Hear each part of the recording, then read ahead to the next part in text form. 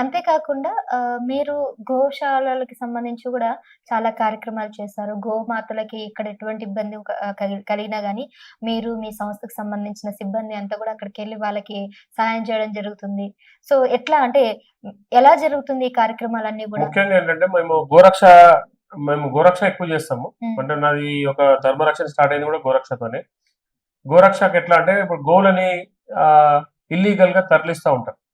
కబేలాలకు తరలించి వాటిని కోయడము హ్మ్. ఇదంతా కూడా చట్ట వ్యతిరేకం.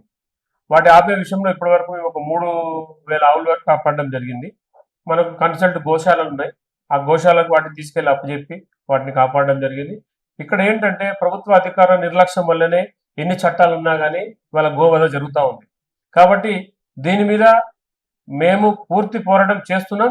ఇప్పుడు కూడా చేస్తాం. ఎందుకంటే ఈ యొక్క గోరక్ష చట్టం అనేది కొన్ని రాష్ట్రాలలో పూర్తిగా గోహత్య నిషేధించడం. హ్మ్. కానీ ఇవాళ మన తెలంగాణ రాష్ట్రంలో ఇంతవరకు చట్టాలు ఉన్నా కానీ ఆచరించే వ్యవస్థ లేదు, ఆచరణ పెట్టే ఒకటి సిస్టమ్ లేదు. కాబట్టి దాని మీద పోరాటం జరుగుతూ ఉంది.